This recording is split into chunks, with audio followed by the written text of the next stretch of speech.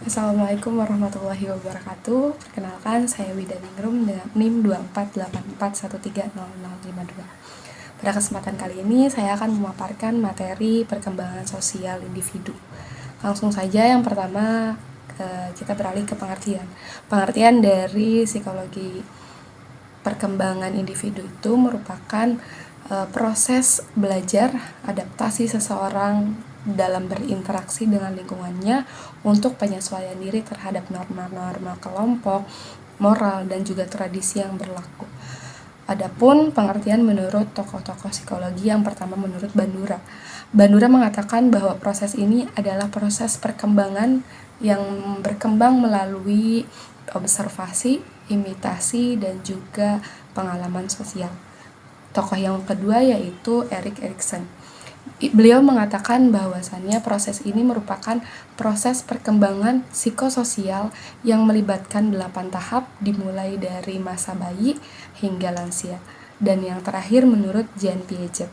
Piaget mengatakan bahwa proses ini adalah proses perkembangan kognitif dan juga sosial yang melibatkan 4 tahap, dimulai dari sensomotor, tahap praoperasional, tahap operasional konkret, dan juga tahap operasional formal.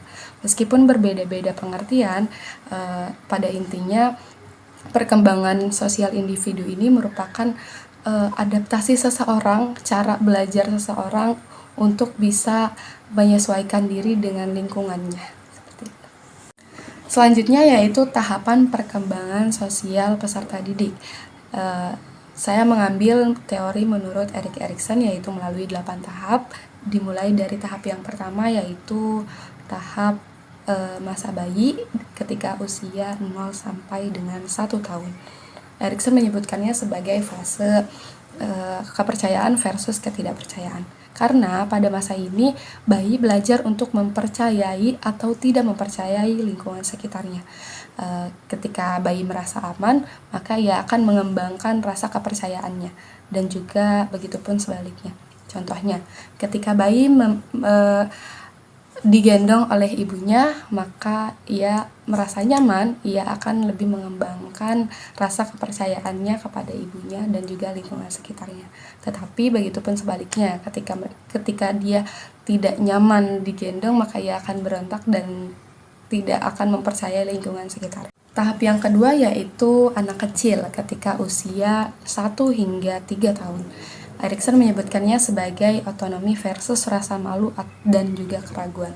Karena pada masa ini anak kecil belajar untuk mengembangkan otonomi dan juga kemandiriannya.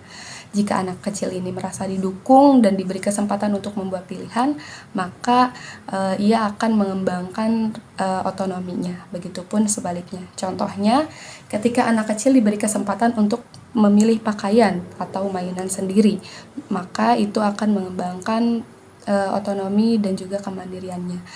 Tetapi ketika anak kecil ini dikekang dan juga tidak dibebaskan dan tidak bisa membuat pilihannya, maka ia akan merasa malu dan juga ragu terhadap diri sendiri dan juga lingkungan. Tahap yang ketiga yaitu tahap anak prasekolah pada usia 3-6 tahun. Erikson menyebutkannya sebagai fase inisiatif versus rasa bersalah. Karena pada fase ini, anak prasekolah belajar untuk mengembangkan inisiatifnya dan juga kemandiriannya. Ketika ia didukung dan juga diberi kesempatan, maka ia akan mengembangkan inisiatifnya. Tetapi sebaliknya, jika tidak didukung, maka ia akan lebih mengembangkan rasa bersalahnya. Contohnya, ketika anak prasekolah diberi kesempatan untuk membantu orang tua dengan contohnya menyapu lantai, mengepel lantai, dan lain sebagainya, ini akan mengembangkan rasa inisiatif dan juga kemandirian anak tersebut. Tahap yang keempat menurut Erikson yaitu pada masa anak sekolah ketika usia 6 hingga 12 tahun. Erikson menyebutkannya sebagai fase kerjasama versus inferior. Karena pada tahap ini, anak sekolah belajar untuk mengembangkan rasa kerjasamanya dan juga keterampilan sosialnya. Jika anak merasa didukung, maka ia akan lebih mengembangkan rasa kerjasamanya dan juga akan memberikan rasa partisipasinya untuk orang lain. Tetapi sebaliknya, jika ia tidak didukung, maka ia akan lebih mengembangkan rasa inferiornya tersebut. Contohnya, ketika anak sekolah berpartisipasi dalam kegiatan tugas kelompok ataupun kerjasama dalam berbentuk tim, ia akan mengembangkan rasa kerjasamanya dan juga keterampilan sosialnya. Tahap yang kelima yaitu remaja pada usia 12 hingga 18 tahun. Erikson menyebutkannya sebagai fase identitas versus kebingungan identitas. Karena pada fase ini remaja belajar untuk mengembangkan identitas dan juga mencari jati dirinya. Ketika remaja ini belajar untuk mencari jati diri dan kemudian didukung oleh lingkungan sekitarnya, maka ia akan mengembangkan identitasnya. Begitupun sebaliknya, ketika ia tidak didukung oleh lingkungannya untuk pencarian jati diri, maka ia akan kebingungan atas identitasnya sendiri. Contohnya, ketika remaja mulai mengikuti kegiatan-kegiatan yang di luar kemampuannya, seperti mengikuti ekstrakurikuler, bersosial di masyarakat, dan lain sebagainya. Ini merupakan sebuah bentuk pencarian jati diri remaja tersebut. Ketika ia merasa nyaman dan juga merasa pantas bahwa ini adalah fashion saya, maka ia akan mengembangkan identitasnya. Oke, tahap yang keenam yaitu dewasa muda ketika usia 18 hingga 40 tahun. Erikson menyebutkannya sebagai fase intimitas versus isolasi. Karena pada fase ini, dewasa muda belajar untuk mengembangkan intimitas dan hubungan yang mendalam dengan orang lain. Jika dewasa muda didukung dan diberi kesempatan untuk mengembangkan hubungan, maka mereka akan mengembangkan intimitasnya. Begitupun sebaliknya. Contohnya yaitu ketika dewasa muda yang membangun hubungan yang mendalam dengan pasangannya ataupun temannya, maka ia akan mengembangkan intimitas dan juga keterampilan sosialnya. Oke, tahap yang ketujuh yaitu fase dewasa ketika usia 40 hingga 65 tahun. Erikson menyebutkannya sebagai fase generativitas versus stagnasi.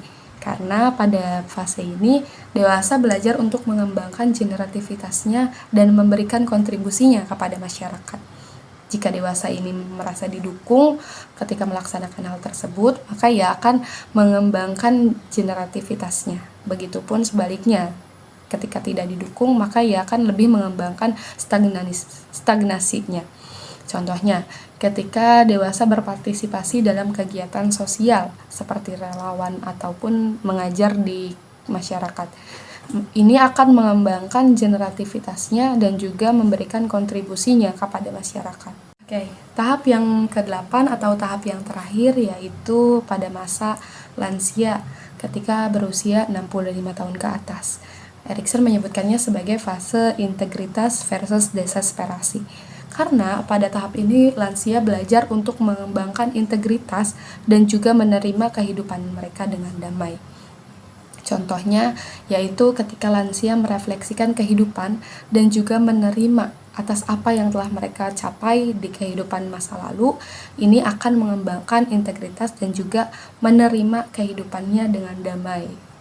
Oke, selanjutnya yaitu analisis atas masalah-masalah dalam perkembangan sosial dalam konteks multiperspektif. Karena dalam konteks multiperspektif tadi, analisis ini dapat menjadi lebih kaya dan juga komprehensif, yang terbagi menjadi beberapa perspektif. Yang pertama yaitu perspektif psikologi. Perspektif psikologi ini meliputi beberapa faktor. Yang pertama yaitu perkembangan kognitif. Contohnya, ketika seseorang kesulitan dalam berpikir kritis, memecahkan masalah dan juga memahami konsep abstrak. Ini dapat menghambat kemampuan individu untuk berinteraksi sosial secara lebih efektif. Yang kedua yaitu faktor perkembangan emosional. Ketika seseorang kesulitan dalam mengelola emosi, empati, dan juga membangun hubungan interpersonal yang sehat. Ini dapat menyebabkan konflik sosial dan isolasi. Yang ketiga yaitu faktor perkembangan sosial. Ketika seseorang kesulitan yang membangun hubungan yang sehat dengan orang lain, ini akan menyebabkan kesulitan dan juga berintegrasi kepada masyarakat. Dan yang terakhir yaitu faktor kepribadian. Faktor ini cenderung introvert, pemalu, dan juga agresif. itu dapat mempengaruhi cara individu berinteraksi dengan orang lain dan juga beradaptasi dengan lingkungan sosial. Oke, perspektif yang kedua yaitu perspektif sosiologi, meliputi beberapa faktor seperti status sosial. Status sosial ini meliputi status sosial yang rendah, diskriminasi, dan juga ketidaksetaraan yang dapat menghambat akses individu terhadap sumber daya peluang dan juga kesempatan untuk berkembang secara sosial. Yang kedua yaitu norma dan juga nilai. Norma dan nilai ini berlaku di masyarakat, dapat membentuk perilaku dan juga interaksi individu. Konflik antara norma dan juga nilai individu ini dapat menyebabkan masalah dalam perkembangan sosial individu tersebut. Yang ketiga yaitu struktur sosial, merupakan struktur sosial yang tidak adil seperti kesenjangan ekonomi, disparitas pendidikan, dan juga akses yang tidak merata terhadap layanan sosial yang dapat menciptakan hambatan bagi perkembangan sosial individu. Dan yang terakhir yaitu keluarga dan juga lingkungan. Ini berperan dalam membentuk karakter nilai dan juga perilaku individu. Sehingga ketika mereka mendapatkan dukungan dari keluarga dan juga lingkungannya, maka akan lebih mudah dalam mengembangkan perkembangan sosial individunya. Perspektif yang ketiga yaitu perspektif antropologi. Ini dikaitkan dengan beberapa faktor seperti budaya dan juga tradisi, sistem kepercayaan, dan juga peran gender.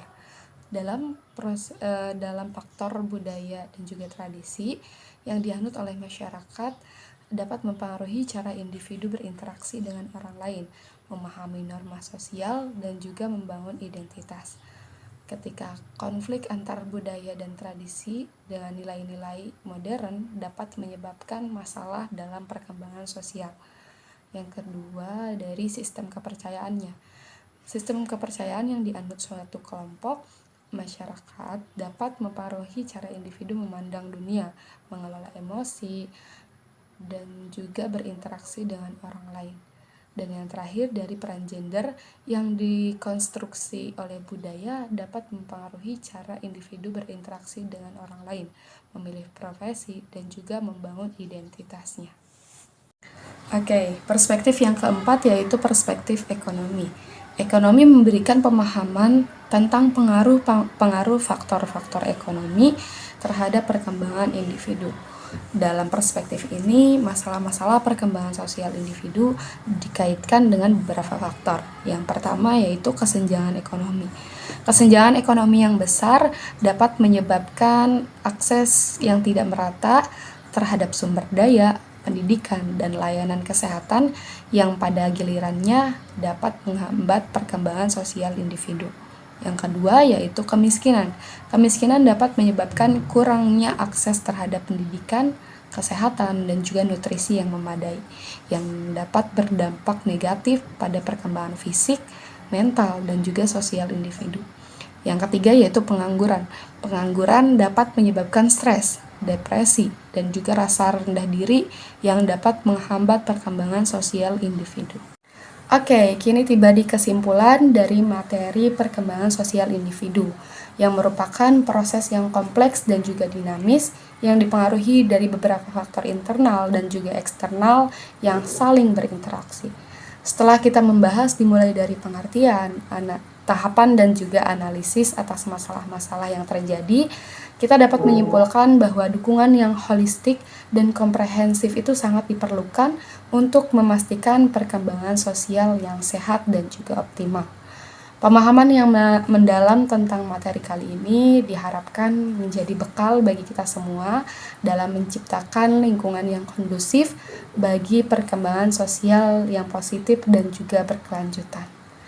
Oke, cukup sekian yang bisa saya sampaikan. Kurang dan kurangnya mohon dimaafkan. Terima kasih. Wassalamualaikum warahmatullahi wabarakatuh.